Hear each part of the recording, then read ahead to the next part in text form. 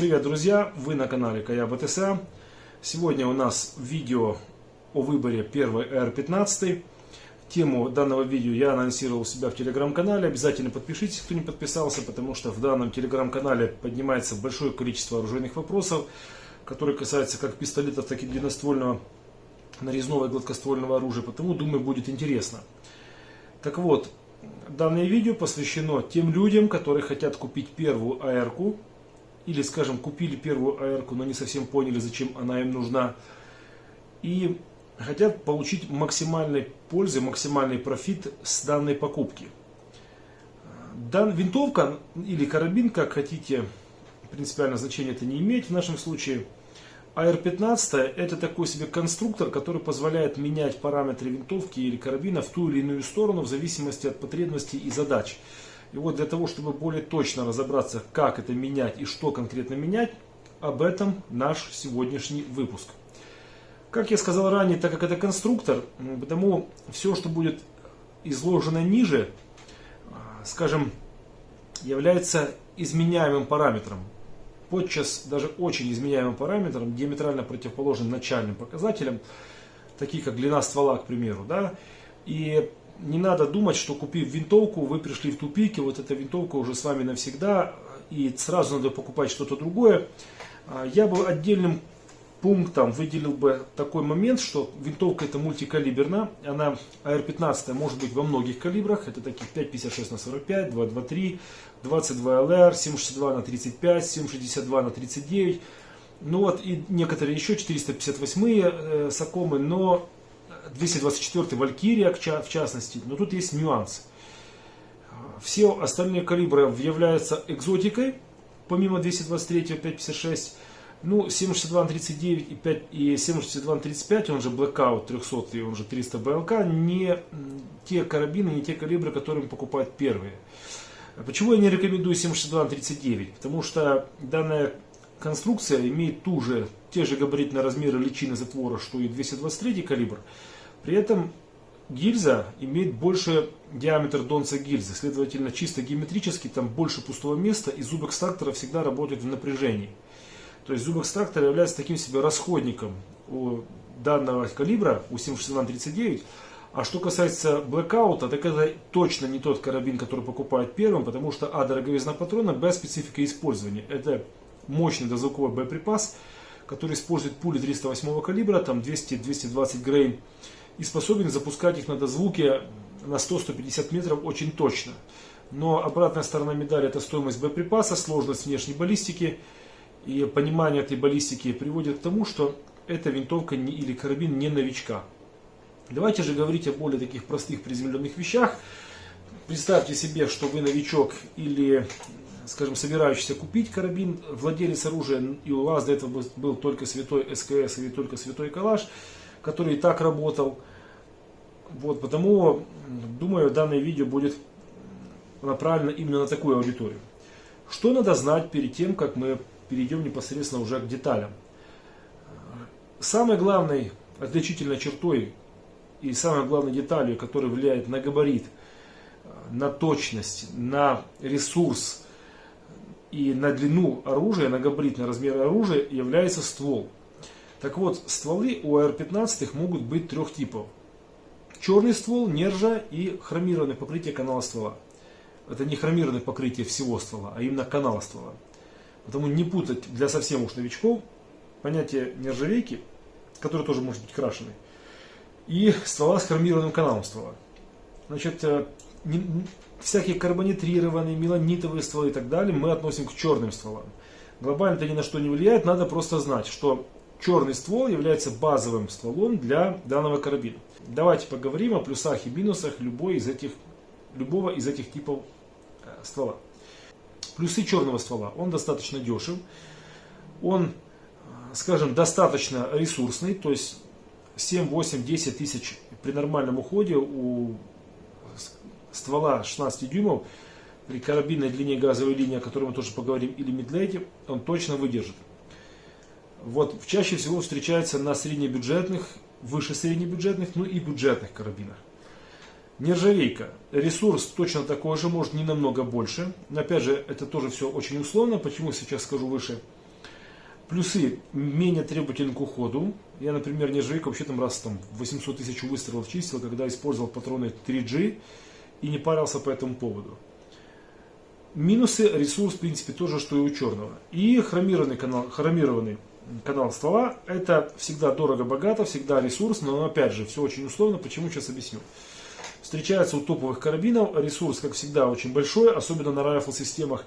И вот если хочется такое что-то на все случаи жизни навсегда и 300 лет с него стрелять, ну все умирает на самом деле при настрелах, но тем не менее хром живет дольше. Да, это хром.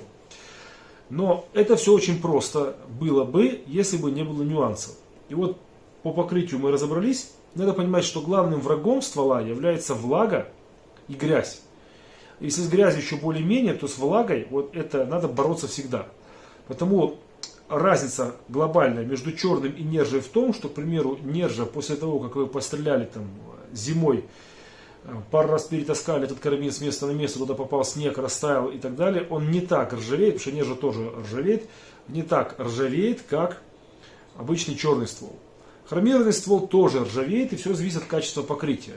Но в целом он поддается коррозии меньше и более ресурсный при использовании плохих боеприпасов. То есть то, что убьет ваш ствол из нержи или черный ствол тысяч за 7-8 выстрелов, на хроме может продержаться в 3 раза дольше. То есть вы можете прострелять в 3 раза больше патронов на хромированном стволе. То есть если 7-8 тысяч работает нержа или черный ствол у карбайн системы, у 16 или 14 ствола, то умножайте это на 3, условно говоря, и вы получите этот показатель у хромированного, хорошего, качественного ствола. Потому что хром тоже не является таким себе залогом всего хорошего ресурса, потому что всегда есть нюансы. Следующий момент, который напрямую влияет на ресурс, независимо от типа ствола, это длина газовой линии. Надо понимать следующее, что есть 3 основных длины газовой линии, которые нас интересуют. Карбайн, она же самая короткая. Давайте сразу показывать на примерах. Карбайн, вот находится газблок, вот это расстояние. Мидлейт, если мы сравним, вот находится газблок у мидлейта. Между карбайном и мидлейтом около 5 сантиметров разницы. И райфл, длина газовой системы, это самый длинный тип. Вот в данном случае вот он представлен здесь газблок, вот находится газблок у мидлейта. Если мы сравним райфл с карбайном, длину газовой трубки, то увидим, что разница очень существенна. Газблок Diamondback карбайн, газблок Мосберга MMR Pro. То есть вот здесь где-то был бы газблок системы Rifle. На что это влияет? Многие из вас скажут, это влияет на мягкость работы автоматики. Потому что в Rifle трубе давление на газкей в 2 раза меньше, чем у карбайн. Ну, с одной стороны, вроде бы ничего такого, но с другой стороны, на самом деле, более ресурсные системы, нежели Rifle, нет. То есть давление на боевые упоры ниже, в 2 раза ниже, чем в карбайн. И есть, например, случаи, когда такие винтовки, даже имея нержавейку в ствол, вот тот же Mossberg MMR Pro, который я показал, настреливали чуть менее 30 тысяч выстрелов на родное лечение. То есть нормально настроенная система Rifle работает такой настрел без всяких проблем при условии использования нормальных компонентов. Плюс Rifle, как я сказал ранее, это ресурс, это мягкость, потенциальная мягкость настройки работы автоматики при условии использования одинакового боеприпаса, одинакового дульного тормоза-компенсатора, одинаковых там остальных компонентов, то есть тупо работает мягче. Минус — это больше габарит. Что если мы говорим о 16-дюймовых стволах, вот есть, к примеру, Midlake, то плюсы карбайна заключаются только в том, что тупо меньше ствол, но на этом, наверное, и все. Midlake же в данном случае является таким промежуточным решением. Он действительно снижает давление на газкей, при этом не меняя надежности работы автоматики. И действительно у Midlake также наблюдается более длительный ресурс, более длительный режим работы самого затвора. И в конечном итоге это сказывается на надежности, общей надежности системы при условии использования одинаковых типов затвора. Сейчас я объясню, к чему я клоню. То есть плюсы Midlake и плюсы карбайна заключаются только в том, что там потенциально может быть ствол короче. Все, больше ничего. Ну и, конечно, короткий ствол дает преимущество, если так можно сказать, в разворотистости, в компактности, в комфорте использования данного карабина. Третий параметр — это контур ствола. Есть много типов, много контуров ствола, но условно говоря мы можем поделить их на три типа. Это матчевые, это то бишь толстые контуры ствола, это government profile и это pencil, карандаш, или tin, или pencil, то есть тонкие стволы. В реальности на качество, на точность контур ствола при холодном или там непрогретом сильно стволе не влияет вообще никак. Сейчас объясню, на что влияет контур. Контур ствола, чем более толстый контур, тем менее он подвержен нагреванию, тем более он стабилен в отношении точности при интенсивной стрельбе. Потому, к примеру, матчевые винтовки, соревновательные винтовки, зачастую имеют толстый контур ствола только для того, чтобы сохранить вот эту точность при режимах эксплуатации, близких к экстремальным. Но качество обработки поверхности ствола, качество нарезов, качество дульного среза, дульного тормоза компенсатора, качество спуска, качество прицела и так далее, вкладки, скилл стрелка — это то, что в конечном итоге влияет на точность вашей винтовки. Вот, потому это достаточно условный параметр. Но вот тин может стрелять тоже очень точно, там, в пределах, условно говоря, одной угловой минуты на 100 метрах, но при этом после настрела там, в магазин в 30 патронов в интенсивном темпе он потеряет свою точность в какой-то степени, что говорить уже там о 400, там, 300 метрах, если на 100 метрах уже будет 1,5-2 угловых минуты, к примеру, при условии нагрева ствола. Потому контур ствола — это такая вещь, которая влияет, которая нужна тем, кто собирается интенсивно использовать свою винтовку в спорте. Простой пример. Что значит спортивная винтовка? Это наверняка будут винтовки с райфл-системой, то есть 18-20 стволы, и толстым контуром ствола для того, чтобы обеспечить повторяемость попадания при нагреве, при условии, что все остальное тоже будет очень хорошим, на очень хорошем уровне. Я имею в виду прицел, скилл, УСМ и так далее. Что касается тонких стволов, тонкие стволы всегда легче, всегда более маневренные, всегда более компактны. К примеру, тому Springfield Saint Edge, обзор на который я тоже делал недавно. Но при этом они достаточно сильно подвержены нагреву, и в конечном итоге при стрельбе на далеко это будет сразу сказываться в поплывшей точности, немного поплывшей точности. Она тут же возвратится при приведении параметров температуры в норму. Про ствол сейчас, я думаю, что уже стало понятно. 16-дюймовые стволы Government Profile являются такие себе золотой серединой. И вот для примера Springfield Saint обычный, который имеет длину газовой линии Midlake, и FN, который имеет карбайн длину газовой линии, вот так это выглядит при сравнении вживую. Контур ствола у них одинаков, параметры точности будут одинаковые. Глобальная разница лишь в том, что FN имеет хромированный ствол, и из-за этого она тупо дороже. Потому если вы хотите карабин универсальный на все случаи жизни, то уходить в сторону матчевых стволов точно не следует, а следует рассмотреть карабины, которые я только что показал. Следующий параметр — это качество затвора. Мы должны понимать, что сам материал изготовления личины, их есть несколько, имеет ключевое значение в отношении ресурса, общего ресурса системы. Да, это сменные детали. К примеру, если мы болт carrier оставим тут дешевый, а всунем туда дорогую личину, все будет работать хорошо. И в принципе в гражданском применении ресурса хватит на очень долго. Явно выстрелит больше эта вся штука, чем она стоит. Так вот, надо понимать, что у винтовки, которая стоит здесь $1100 в Украине, не может стоять личина, которая стоит в винтовке, которая стоит $4000 в Украине. Потому что в США эта винтовка за 4000 будет стоить 2200, а та, которая стоит 1000, будет стоить в США 500-550.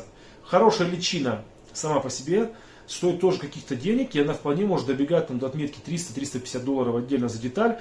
И мы же понимаем, что у дешевой винтовки не может быть личина за $300-350, потому что она не может составлять 50% от стоимости винтовки. Все остальное, получается, сделано будет из картона. Следовательно, у винтовок... Да, давайте сразу уточним, о каких ресурсах мы говорим. Простая дешевая личина у простой дешевой винтовки спокойно должна жить 4,5-5 тысяч выстрелов, не напрягаясь, и при этом выполнять свои функции до момента облома зубов или перелома данной личины пополам. Бояться этого не стоит, они продаются, можно купить как под зеленку, так и без, потому что раньше они продавались без зеленки, да и сейчас попадаются в магазинах без. Хотя это деталь оружия, повторюсь. Потому эта деталь сменная, и это все заменяется, никаких притирок и так далее тоже не требуется. Потому качество затвора, ну давайте упростим схему, так же как и со стволами. Качество затвора это тот параметр, который влияет напрямую на ресурс. И опять же, если мы всунем дешевую личину в винтовку Rifle с длинной газовой линией, к примеру, как я говорил ранее у Мосберга, то она проживет точно гораздо дольше, чем у винтовки с длиной газовой линии Carbine. Потому что, помним, давление будет гораздо ниже. Потому все эти ресурсные показатели достаточно условны, все зависит от длины газовой линии, от режима эксплуатации, это, конечно же, от боеприпаса, который используется. Потому что, использовав там нестабильные патроны типа Барнаула, Тулы, я бы не рекомендовал вообще, но как бы если нету, то уже стреляйте ими. И надо понимать, что на таких патронах, конечно, личина, ствол и все остальное придет в негодность быстрее. Следующий параметр – это материал изготовления апера и ловера. Так вот, ловеры и аперы бывают в основном двух типов. Это 6061 алюминий и 7075. Также есть магниевые там, и так далее, но это уже какая-то такая экзотика, потому мы сейчас эти вещи не трогаем. Если мое видео смотрит Женя С, то он, конечно, как обладатель большого количества в магнии, посмеялся. Ну, Женя, да, мы сейчас говорим о новичках, о винтовках для новичков. Так вот, апер и ловер, большинство дешевых карабинов используют один и тот же, потому заморачиваться с материалом изготовления вообще не советую, но такие производители, как Мосберг, такие производители, как FN, тот же Смит Вессон, Ругер, они могут себе позволить не покупать ловер и апер. Тот же Daniel Defense, великий Daniel Defense, да, я очень люблю этот карабин и винтовки от них. Они делают ловеры и аперы самостоятельно. Большинство остальных производителей используют покупные, и они живут 3-4 перествола, потому смело можете пренебрегать этими параметрами.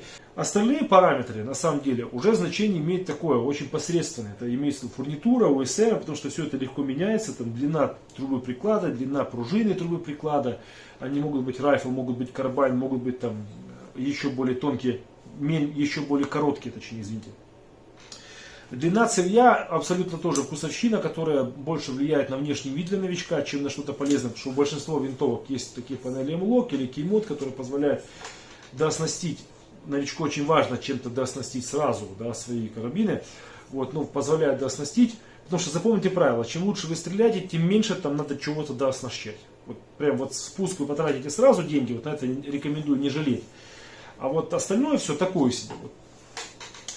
Так вот, эти параметры напрямую влияют на качество работы винтовки. Давайте поговорим на конкретных примерах. Вот, например, если у нас бюджет там 1800-2000 долларов, что взять?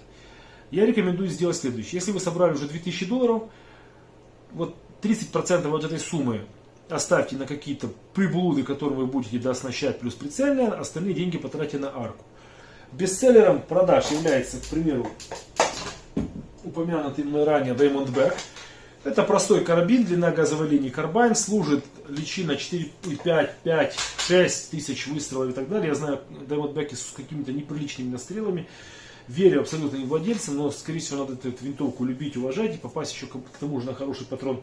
Это такой среднебюджетный американец, который в Штатах стоит 650-700 долларов. Это что-то выше такого лоу-коста, да, чуть-чуть выше лоу-коста. Остальные винтовки, например, очень неплохой Springfield Saint, с претензией на универсальность, на универсальный карабин на все случаи жизни. Springfield Saint Victor, я о нем тоже снимал обзор. Это уже нечто такое повыше. И здесь работает правило. Докинули 200 долларов, получили какое-то преимущество. Докинули 200 долларов, получили еще какое-то преимущество.